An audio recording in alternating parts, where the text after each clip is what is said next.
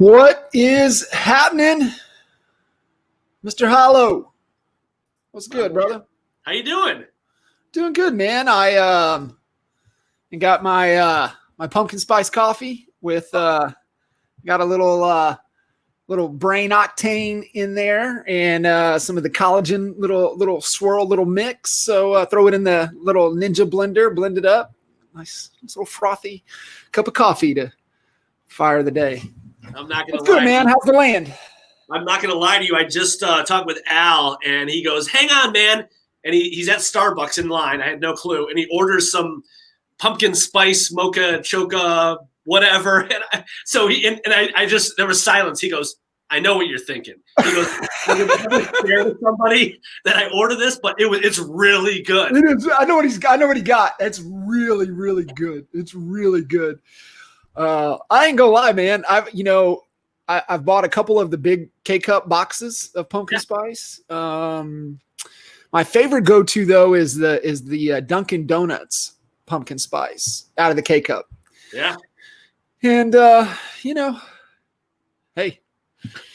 it's all good, man. It's the season.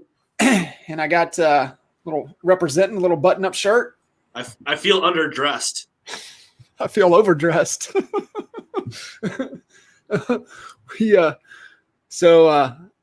think 5 times I've had a button-up shirt on this year. Yeah, things are. Al and I were just talking about that too, and it's like things are changing so much. Uh-huh. So here's one of the things that I started doing when recruiting is that I don't dress like a beach bum when I recruit, but I'm not dressing up. I'm not wearing a button-down shirt and give me pushback, whatever you want. But it's really been working where I'll send, we preach video texts. So I'll send a video text that morning to my recruit that's coming in, and I'll say, "Hey, it's Joel. Just wanted you to put a face to the name. Can't wait to see you around 2:00. And oh, by the way, check out how I'm dressed. We're a low-key office. Just come comfortably. No need to dress up at all." More times than not, people are like, "Thank you so much for sending that. I didn't know what to wear, and I'm glad to see that you're a comfortable office." It lets the guard down, and it works. 100%, man. I love that. So give me your take on that, because I guess there's some school of thought there, and that's I'm really curious on your take on that, because I guess there's and I don't know if it's an old school thought or it's more of a a couple different perspectives. I would love your feedback on this. One is, align with your audience, right? Align with your audience. And then the other is, you want to be the professional in the room. But shit, man, growing up in Lawton, Oklahoma, like if you rolled up in a suit up into somebody's house, somebody's $125,000 house, and you rolled up in a suit, I don't know if people will connect with you as much as, if you rolled up clean, you know what I mean? You ain't all smelly. You got a, nice polo shirt, maybe a pair of slacks, nice jeans or something. What's your take? I'm right in the middle. I personally feel that yes, you dress for the job that you want, and but I think that there's a very professional, new age way of doing that. And to be honest with you, nice shoes, jeans, button down, maybe even a sports coat over that is perfectly acceptable no matter what price range you're going in. I feel that people would rather see that you're relaxed and you're still very presentable. If you want to clean your car, that's great. But I think that there's a good happy medium in there that you're not going to lose business on. I think the clean, you don't stink. I think that's more than anything. You're not overbearing. You're not wearing too much cologne, I think that's more so the key than anything. So yeah, man, I fall in there. I think that's kind of where I align. Masterminds and events, shit. I think every dang mastermind I've wore a button-up shirt, sleeves rolled up, shirt untucked, pair of nice dark jeans, and my Chucks. I think that has been my go-to outfit for every mastermind for the last 8 years. Yeah. Yeah. Even when you came in town and we did that, the boot camp, it was, I don't like to ask another man for advice, but I did shoot you a text, and I'm like, hey man, like what do we wear? What's the norm? And you're like, this is it. And it was like, it's comfortable. You know, you're up there, you're working, people get it, and I want them to be comfortable too. Yeah. I think that's the big thing, man. You know, they're not fidgeting. They're not worried about their outfit. They're able to be comfortable. They're able to be present. They're able to be engaged in the conversation, I think is the big thing. I think that's it right there, man. You just don't want to be distracting from your presentation and your content and, you know, your conversation and being able to build rapport. It goes back to that right there, right? We talk about it on the listing side of things, even in the buy side of things. I mean, you don't even pitch your offer or demonstrate your value until you're able to connect and make rapport. So I think appearance, I mean, that all helps with the rapport side of things as well. Oh yeah.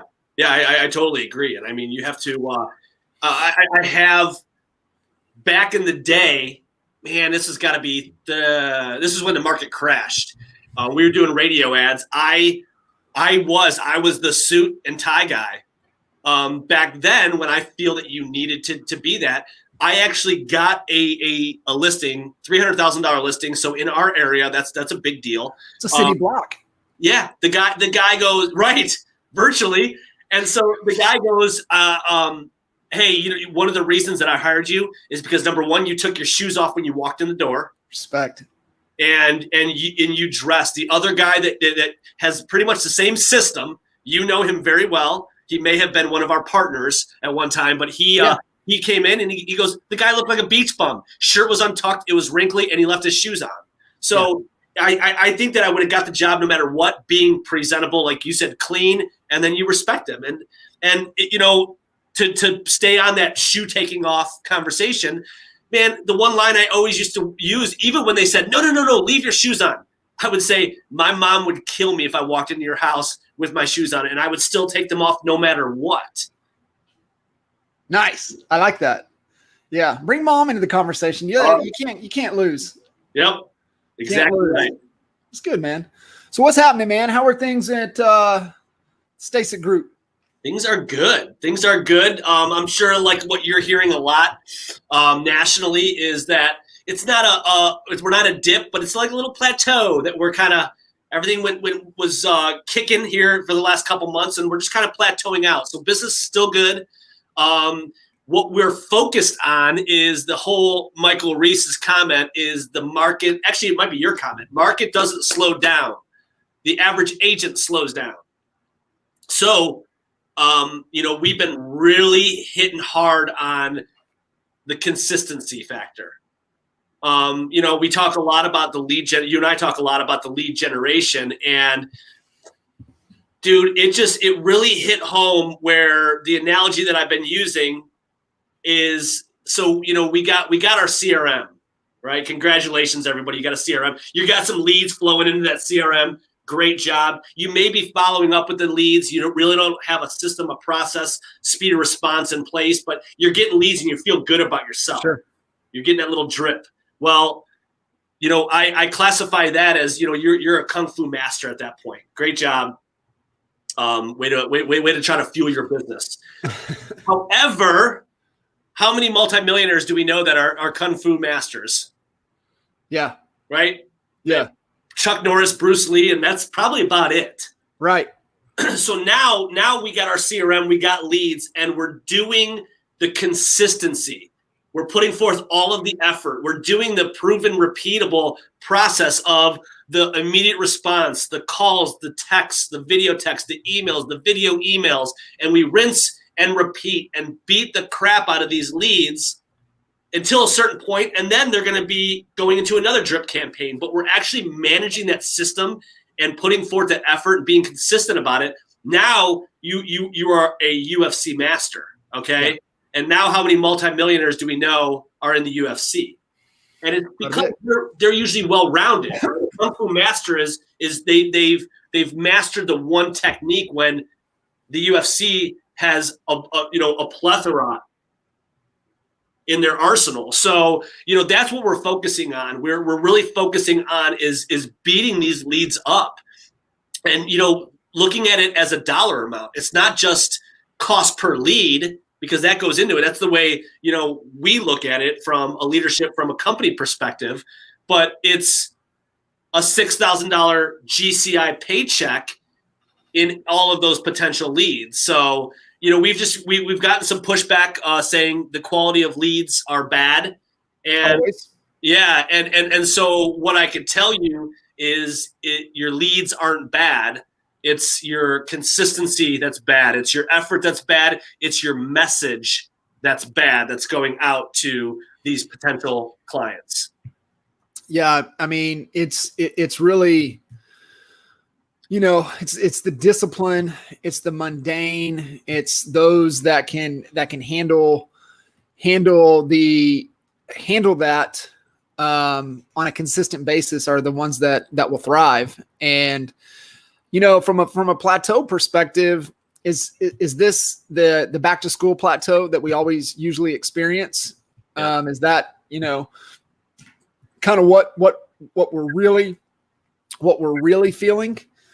Because I don't know how much of a spike in inventory you guys have seen. I know still historic lows. Yeah, zero. Yeah, it's funny. It's everywhere. I don't have to go into it, but you're right. It is the back to school plateau that we're hitting, and I got a good one for you. We were just on the lead impact zone meeting for all of our agents that are accepting the lead generation, and it was me and four other women that were on, and they were all like, "Oh, I just haven't been able to hit it. My kids went back to school, and it's just overwhelming." And I go, I get it. Single dad doing the same thing. So now that you're saying this, I get it. But what I have to think greater, think bigger, is there anything in my power that I could still do to follow up with these leads? Hell yeah, there is. It's right. It's always yes. Maybe it wasn't when I was doing it. It's just about rearranging, managing, your day a little bit different. And I promise you, there still is time to do that. Yeah, it's time allocation, and it's just managing your HLAs and making sure your calendar right things right order that go into your calendar in the right order for that. Victor, what's up, brother? Man, you need to connect with my boys in Pittsburgh. You need to connect with Matt Durbin and DJ Farley. I think I actually have a call with them after this.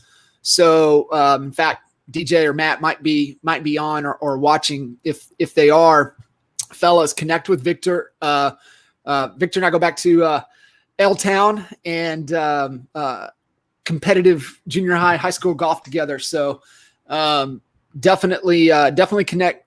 Victor, connect with those guys. They're the best in that area, and so they'll be able to get you all the data, the market information, everything that you need to see. But man, commercial.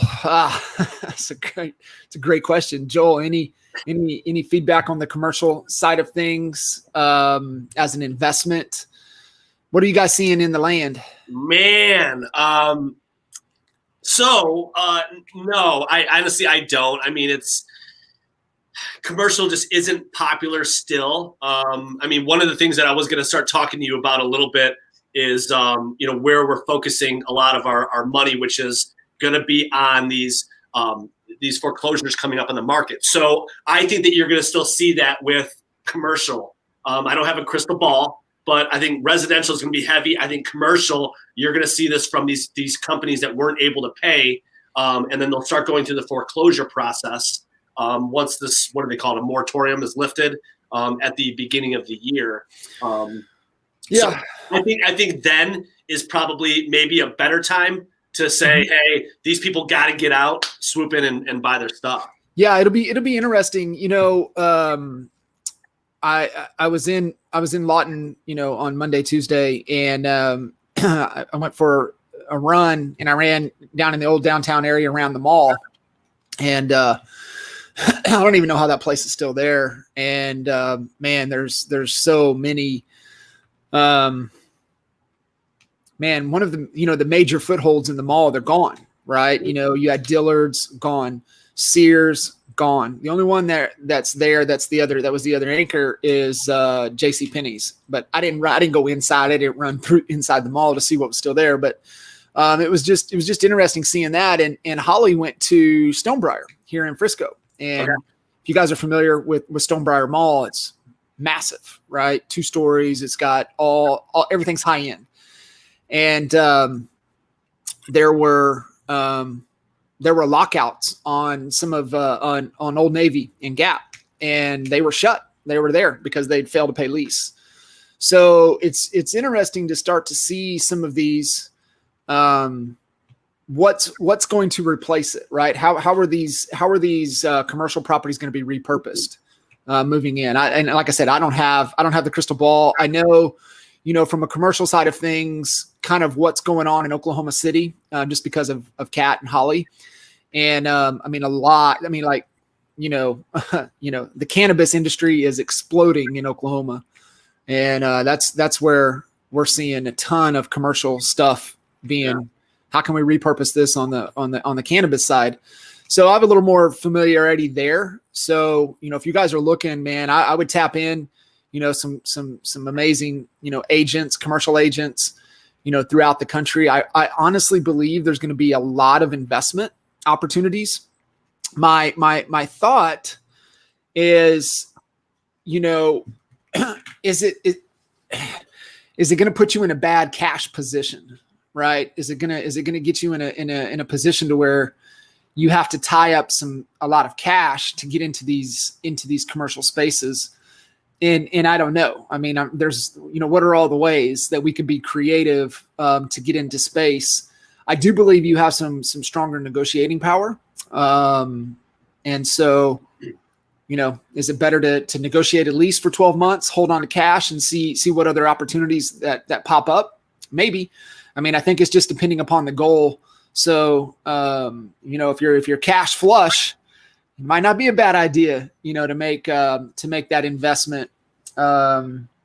Just depends, right? Depends on what the goal is and what you want to accomplish. Had a conversation with Renee the other day, and she's just weighing that, right? Do I, because she could have a great property for the amount that being paid on lease. I know.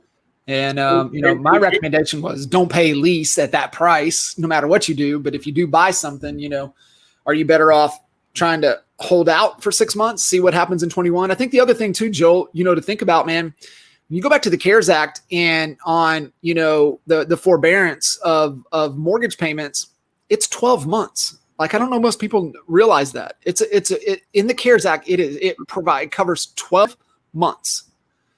And, most people, it's over after 6 months. That's not true. It's a 12-month. Right. So that means that these people that were in that situation, that this is going to ride out even through the first quarter, because most people, it started in April. So, March, April timeframe, most people took advantage of it, April, May timeframe. So if the CARES Act covers it for 12 months, that means they're not going to be making the payments for 12 months, so that they're going to ride through Q4, Q1, and then, come Q2, it's time to, depending upon who their loan is with, what they're going to be able to do. So, just understanding that, stacking as much cash through the next 2 quarters has got to be the goal. Yep. You guys has to be the goal. And really coming back to even, the stage in which your business is at. And most of you guys listening into this it's between 0 and 1 million in kind of revenue. Your whole focus has got to be around cash, all about cash. And so my recommendation is stack as much of that stuff over the next 2 quarters as you can, because getting into Q2, Q3 of next year, I think that's where the opportunities are going to be even greater to gobble up. So I think people will be planning for that stuff sooner too. I think some of the higher end properties that know they get it. That's why we want to be first to market on a lot of that stuff. It was funny when you were saying, you talked with Renee about that. Al and I were just I keep saying Al and I were just. Al and I talk all the time, right? And it's all over the place, right? You know, Al. Yeah, he's either getting pumpkin spice or he's getting a Moscow Mule. One or the other, right? Yeah. Right. Or I could hear his McLaren screaming, and I'm like, somebody, man, I could hear the engine from here. So we were just talking about the office space. Speaking of commercial, dude, like for the amount of money that we spend, we have a team of 44 agents, 4 full-time employees. I have a 3,600 square foot office. We're spending whatever $5,000 a month, not including internet, all that other stuff. We could, and we have. If I walk through the office, there might be one agent in here right now, and this is what COVID did, which is it's fine. I get it. The office is one of those. It's not a necessary evil, but I feel that it is a necessity for a team this size. But I'll tell you what, we are strongly considering going down to like a studio. Maybe like a small bullpen area, something for a receptionist, maybe a little cafe atmosphere, and spending 20% of what we are, because here's the funny thing. That would actually engage our agents more, because what we said is we'll still invest right back in the agents with that money. Every single week, we are going to do something off-site at a different location. It's going to be a live training for our agents. It'll be updating them on the company, talking about, whatever we need to talk about and keeping them up to date. And we could probably feed them and save money still every single week. That's more of value to agents, I feel, right now. Man, I think, Cindy down in Tyler, she has got the best setup out of any that I love, right? I mean, it's an old house, right? Old shotgun style house. And you walk in and just the reception area, but then you walk into the kitchen and the whole area is opened up, and they got high top tables, and that's where they do their sales meetings. That's where, they do trainings. That's where they do everything. And then where the front part, I guess the converted garage would be, is, just has like a conference room and then another little front entrance. And then in the back is where her admin are. And then going out the back door, the size of maybe 12 by 12. And she's got like 3 monitors, right, set up where agents can come in, do what they need to do, and get out. So she has that. And then she ended up buying the house directly behind it. So she's got both of those properties. And she made the shift, right? So she is building a marketing team, a marketing agency, if you will. And she's actually repurposing her marketing agency. So when you look at your biggest expenses, how can you make your biggest expenses make money for you? Right. So what she's doing is she's building a marketing agency that pushes all of her content and everything for her real estate business. But now she's also getting retainers for her top affiliates. So they're hiring her marketing team to do their marketing and content as well. And she's got graphic designers, she's got videographers, she just has a new hire. So she's now going to get into the digital side with funnels and campaigns and more call to action type of, social media marketing. And he also does some copywriting. In fact, even the videographer does copywriting. So they've got all the boxes checked. Wow. And I think she's got 5 on just her marketing team alone. And so that, and I think that's a great lesson for everybody listening in. When you have additional staff, how can you service them out for a fee to make them make money for you in your business, right? That's like one of the ways to look at your expenses and how can you make those revenue generating activities. Yep. And so she's made that transition. So she has her marketing team, and then she has her office is back there, right? And so it's, massive office. It's too big, and it's fireplace, and it's just cool. But that's kind of her compound, right? That's kind of what she set up, but she doesn't have desks. Like it's her support team to support, what does she have now? 27, 28 agents, and there's no desks. Her agents come in for sales training, come in for meetings, and she has a full-time chef on staff, right? Just happens to be her mom, but they go all out. It's unbelievable. It's first class. and she bought that space, but she utilizes that space not to cater, not to have the agents to have a desk, but more so to be able to support, add value in a way that I think is more efficient, more relevant to what's going on today. And I think it's cool. I think agents value that more. I mean, I'm dead serious. They totally do. And it was so when we joined EXP 3 years ago, it was a huge recruiting tool because agents felt that they needed it, but they had to go through what we just went through, unfortunately, the 6 months to realize that, hey, I don't need this office. And I get the feedback now from our agents that did say, I need the office. Now it's like, hey, why do you guys have this big office? Why don't you downsize? I'm like, so here's what happened, right?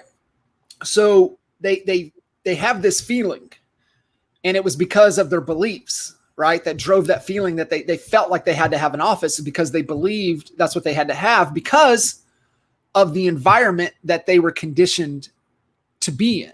Right? When they got into the business, there was an office, that was their circumstance, that was their environment, which led to their thoughts, which all our beliefs are is just a collection of our thoughts. So they just thought that they had to have an office. So they just feel like they have to. And then they're like, well, I'm not going to be able to do business. Where am I going to meet clients? I feel a certain way. Now, what's happened is that their circumstances changed. So their thinking and their beliefs changed. Now they feel different about it. Right. And so, that had to happen to make that shift. I think though, in the beginning, it was really more so a safety blanket for them than anything, right? It was that little binky that they had to have, that they, can't quite let go. I gotta have this. What am I going to do? Right. Which is all, it's all bullshit, and it's not true. And for a thought to be true is the filter that we have to run through is, would this be proven by a jury in a court of law to be fact, right? Of course, a jury is not going to say, no, you don't have to have an office to be able to do your job. That's bullshit. Yeah. So that's the filter. Is this true? Is it absolutely true? If I go into a court, if I go into a jury of my peers, if I walk into your office with you and Al and your team, and I say, hey, I can't do my job without an office. Some people might agree, but majority is going to say, no, that's false. That's not true. Yeah. So those are the filters in our thinking that we have to always challenge. And so that's the key. And that's what I think that's happened. I think you nailed it, that we all had to kind of go through this for them to realize, all right, I don't have to have a desk in an office to be able to be productive, to do what I need to do. And in fact, I enjoy this a little bit more. I have a little bit more flexibility. And I save commute time, right? I'm not, wasting windshield time, and it's just, I think it's a good difference. Yeah. And I think that, you put us on a pretty cool, I'll call it a program, but it was definitely your idea. And all you got to do, if you're running a team, no matter what size, over communicate with your agents. If you are constantly in front of them, it doesn't matter whether it's virtually or in person. In your private Facebook group with that team, communicate with them every day. Show your face every day. Plan these weekly trainings or whatever. Stay in front of them, and it ain't going to matter. None of it. Right. 100%. I think some cool stuff too. Victor, cool. Yeah, maybe. Hey, but make sure you connect with Matt and DJ. They'll give you the data. They'll get you the best advice, and you there making any type of investments in Pittsburgh. You want those guys on your team. So make sure you guys connect with them. What up, Renee?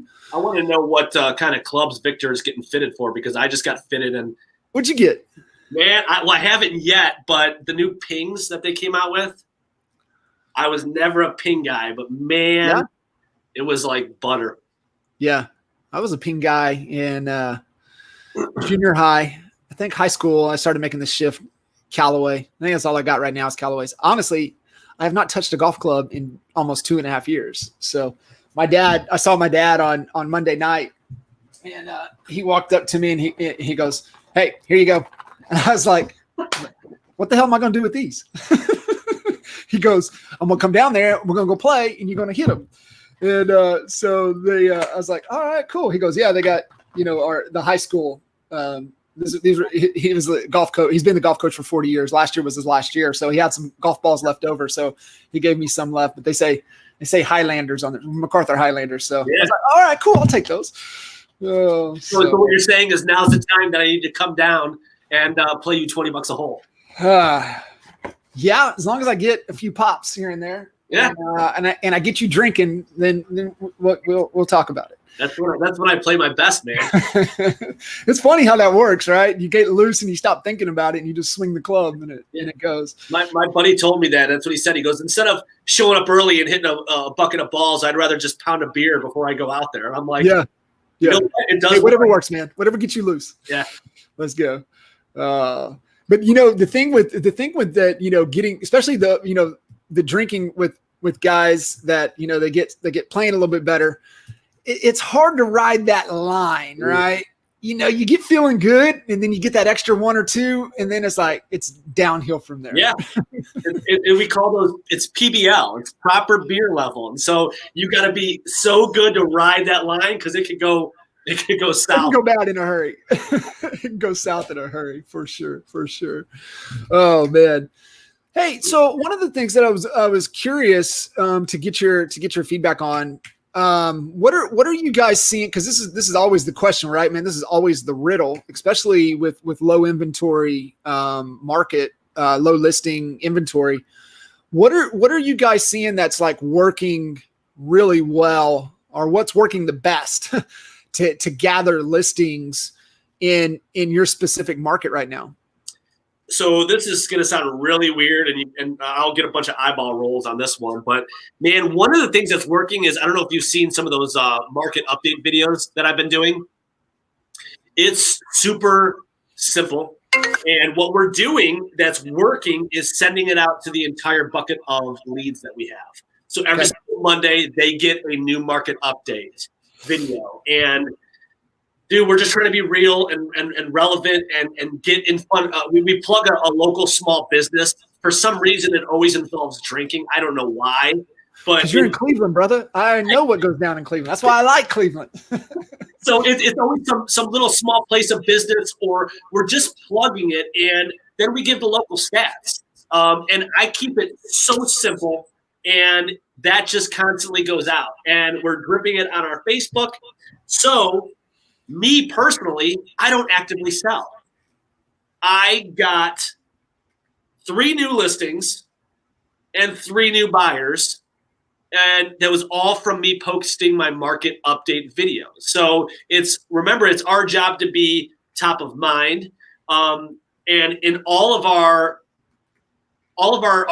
plate, wherever we're at in business, what I can tell you is people forget these 3 listings were 2 people that I talk with all the time, and 1 person that I haven't seen for a while, but we were super, super close. They basically all said the same thing. Joel, we thought you were in leadership. We thought you owned the company. We thought you were too busy. We didn't know you still sold. And so what I got to tell you is that it's our job to keep top of mind. I'll be honest with you, the consistency of that, we're generating business. So what we coach our agents to do is, some of the best rappers, they copy, okay? They copy lyrics. And so what we tell our agents, just copy me. Come on out with me, record the exact same damn video, and post it to your bucket of leads. Because if you're not, we're going to post it with me, and I'm going to generate those leads for myself. 100%. So, and so they're just, some of the very aggressive ones are consistently doing it. I know Renee she's not on our team. She's in our area, and she was doing it too. I'll bet you any money the consistency factor, she and whether she realizes it or not, she got traction from that. People view you as the authority. You're adding value. And so what I would challenge everybody is think bigger. We always say that. Well, think bigger. And what are some of the biggest challenges that are being faced with the consumers in this market? Well, target that. Okay. They want to know what their home's value is. And what we always hit them with listen, with the pandemic still going on, but the market being super hot, if you're curious at what your home's value is doing or what it did do, I got some great news. Just fill out the information below. It's a great home evaluation that you're going to get. And so that's good and fine and dandy. And I think you and I talked about this a while ago, a couple sessions ago. We're hammering the multiple offers. I mean, imagine if everybody on here, everybody in every area is focusing on that. And was it you, John, that told me NAR statistics that over 60% of the offers written in 2020 are in multiple offers? I think so. I think that's kind of what this statistic was. So why not flock towards it? So you gave me the advice, why not make that a lead generator? I went out and bought multipleofferstrategy.com, and our message that just went out is, so what's the biggest challenge that buyers and sellers actually are being faced with in this current market? I give them a quick introduction of myself. It's multiple offers. Have you missed out on your dream home? Are you constantly losing out on offers because you feel your offers aren't in a position of strength or being aggressive enough? Hey, click the link, download my free the free guideline to multiple offers. It also includes a checklist to make sure you're coming in a position of strength. It's branded. They get something of value. It creates doubt in their mind, which in turn generates leads and calls because, hey, can I sit down and just talk to you a little bit about your multiple offer strategy? Glad you called. Yeah. Yeah, that's awesome, man. That is so relevant. I think another relevant one too is how to buy and sell in this market. Yeah. Right. And what's the proper strategy that you need to for us to be able to successfully buy and then obviously sell. How do we time it? How do we position it? How do we do that? Right. So I think that's another great one. It's the thing is that the consistency with those videos, it works, right? Consistency with the videos going out, engaging on that. And even if nobody's, you think nobody's watching, yeah. There are eyeballs there. So stay consistent with it. And, you leverage video and everything that you guys do. You guys do it at the, some of the best. I think the next step, man, we got a rock star agent out in the Northwest, and they're going all in on. I mean, he hired a videographer. They're going all in on video. Cindy's starting to make the move too down in Tyler. She's going all in on video, and with the videographer. So somebody that's gonna take it, edit it, and get it out fast. Yeah. Right. So we did the launch with Cindy, and we were there at 10. And by like 3 or 4 that afternoon, by the time I got back home, so Tyler is a 2-hour drive. By the time I got back home, they dropped the highlight video from that announcement. So that's the power of having that position. So, when you're looking at, identifying your next key hires over the next quarter going into next year, you've got to rank a marketing position, a marketing hire pretty damn high, right? If you've got, in this business, we say, rockstar admin, I would say ISA, and then I might say a marketing hire, right? You can maybe bring in a buyer's agent, somebody's showing agent to help you. But I think you've got to really start to prioritize that marketing executioner, right? You don't want to let go of the strategy. You still want to help drive the strategy and the vision on the marketing side. And that's marketing is strategy, right? Part of strategy is marketing. So as you're going through your strategic planning, you've got to look at, okay, what is our marketing strategy? What is our marketing initiative? And, what's the team have to look like to execute in support of that strategy? And that's where you identify the key hires, right? We talk right thing, right order all the time. What's the goal? What are we trying to accomplish? Yeah. What's the model need to be? Model's the only thing that supersedes strategy. What's the model need to look like in order for us to, have the money, the profit to work towards the goal? And then what's the strategy to get there?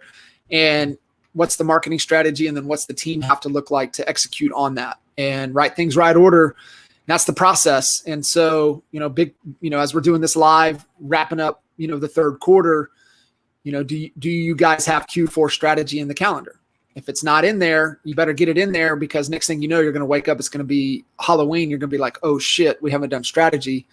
And, Q4 is arguably, Q4 is the toughest quarter. It's the toughest quarter of the year because there's so many distractions going into the fourth quarter. From a seasonal perspective, it tends to slow up a little bit.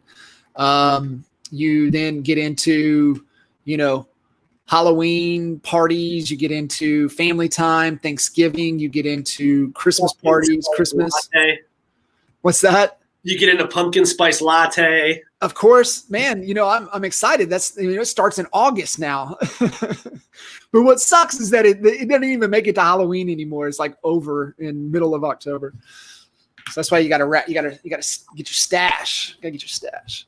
I mean, the good thing about, so you talk about making hires, you're dead on. When we made the hire for Andrea, who you've met, she's our marketing director. Was that a good hire? What's that? Was that a good hire? The best, to be honest with you. Here's how you know you have an A player. Here's your job description. And then organically, she's like, I got it. Let me handle this. Oh, I got this. Oh, by the way, that was done. Don't worry about that. I got this. And it's all hands on deck. She is an unbelievable, she's a lifer, honestly. She truly, truly is. And so she took over the marketing. She organically took over the lead coordination as well, with Ylopo, with Commissions Inc. And so it's just her job description keeps growing. And yes, we are being very aware that she's not getting burnt out and pissed off and over her capacity. But here's the key for me, why it works so well, was the accountability. Like her and I work hand in hand because I shoot the videos, she posts the video. If it was up to me, if it's up to if you guys are at all like me, it gets pushed to the side. And then eventually it goes by the wayside and you're not doing the videos anymore. However, she is basically like, hey, Joel, where are we doing it this week? How about now? Is she using any type of content tool? I know there's a handful out there. The rock star that I was talking about up in the Northwest, he's testing out Loomly.com. Is she using any type of tool to manage and send out the content to multiple platforms? Yeah, she uses that same platform. She uses Loomly? Yeah. She like it? Yeah, I mean, she's absolutely. She has no complaints. I'll get another one that has. It doesn't send it out to multiple platforms, but it gives you a little marketing pieces that you can add to your Facebook posts. That little cool writing, little pictures, that kind of stuff. Yeah, I would love to get her. I'd love to get her feedback on what she's using, what she likes, and what she doesn't like. Yeah, so she's using it like this is what she has a degree in. She used to work for Harley Davidson, so it was at a high level of her production and what she was supposed to do. And so we've kind of molded that into real estate. And it's like I said, it's the accountability. It's like, hey, we got to get this done, man. Like, okay, you're not able to do it this time. You're gonna meet me here. We're doing this. Here's your numbers. And she just she holds me accountable. And I challenge you guys, if you have somebody, great. If you don't, get with somebody in your market or in your brokerage, in your area that wants to do the same thing. Hold each other accountable. You shoot my video, I'll shoot yours. There's plenty of business to go around. That's awesome. Are you trying to batch it and try to do, all in as much as you can in one day instead of, just whenever you can? Oh yeah. That's glad you said that. Yeah, we'll do like the last time we shot 4 videos in an hour and a half total. And I got them all done. I got a month's worth of content for just that. We also, we did a content strategy and we laid out 6 months of strategy on not market updates, but whether it's listing, it's buyers, it's sellers. And my 2 cheat sheets are this. Yep.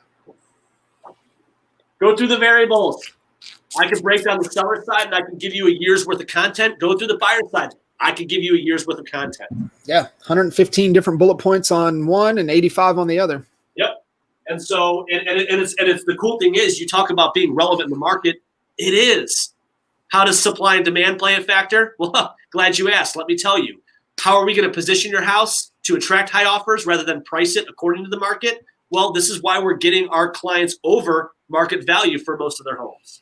You know, if you could lay it out and have all of that there, shoot it all in a bring a couple shirts, bring a couple hats, whatever it is. Be real. It's never going to be perfect, but you have it done, and the time bomb's ticking until it goes out. Yeah, I love that, man. And then you can right from the cuff, right? If you got something else pops up, something on your mind, you can add to it, right? It doesn't have to. The answer is more, right? And I think that's the direction to go, creating brand awareness, staying top of mind. There's the lead magnets, build the audience, build the list, but if you do have a good list building strategy, you got to have a great content strategy to stay top of mind and stay relevant to really, grow that audience, right? You have to be mind share before you can capture market share. Dude, I love your key word. And that's what it's centric to what we do. It's differentiation. And what that is differentiating yourselves from the traditional real estate agent. When you start thinking differently, it works. It spreads like wildfire because everybody knows what a traditional real estate agent does and they don't like it. So therefore, why am I going to be different? Honestly, it starts with the power of video for a lot of things. Yeah. Yeah. I think too, changing it up, different looks, bouncing around different locations, things like that, educational, as much entertaining as you can, throw some inspiration, right? Those are the three checklist items that we look to hit. So, cool, man. I love that answer. It's, it's more content, more content. Yeah. And the feedback is, you're going to hear out of when we were sending out the Monday Morning Mojos, remember those? Yeah. Monday Morning Mojos were going out every Monday morning like clockwork. At the time, I don't remember how big of our lead bucket was, but I think it was like 80 to 90,000. That's how many people every Monday was getting this update email. Maybe 1, 2, 3 per week would email back and say, F off, take me off your list. Everybody gets it. And so I would take those numbers all day long. And it was the consistency that we were still in front of them. So if you're worried about what your audience or what your lead bucket is going to say, those weren't the proper people for you and your business anyways. It's not the right audience. Right. Get them out of there. Yeah. And true friends, honestly, and not saying that your lead bucket is friends, but your audience on social media, true friends want to see you succeed. Yeah. Heck yeah. Oh, man. Nice little conversation. Hey, when are we getting together? We locked down a date yet? When are we thinking? No, it'll be soon. I'm getting with Andrea and Al about that, but we're going to do the land, or we're going to go Central Columbus, or what are you thinking? Al, I think we're going to go Central Columbus because we were obviously talking about 3 locations. Dude, you would be the one to get beat up on that one. I don't mind traveling that much, but that's a 2-day event, 2-day event, 2-day event, and it's just not logical. So I think we're going to stick Central and just do a one. Yeah, we definitely want to do that. We just want to do a 2-day, one location. Yep. Yeah, so probably Columbus. Close to Top Golf. They got Top Golf in Columbus? Of course. But remember what happened last time? You've never – so I always poke fun at you, man, but you've never seen snow in your life. So when John was here in February, there was flurries flying at Top Golf. It was kind of cool. So, yeah, that's probably what's going to happen. Experience. Hitting golf balls up there, getting lost in the snow. Yeah. It was good. It was good stuff, man. Well, cool. Brother, I appreciate you jumping in. Appreciate you guys tuning in to another episode of Coffee and Coaching. If you got any questions, anything on your mind you didn't want to throw into the feed or listen into this recording, man, feel free to reach out. That's what we're here for, and help you guys get unstuck and make better decisions in your business and your life. We'll see you guys next time. Brother, appreciate you. Appreciate you too. See ya. See ya.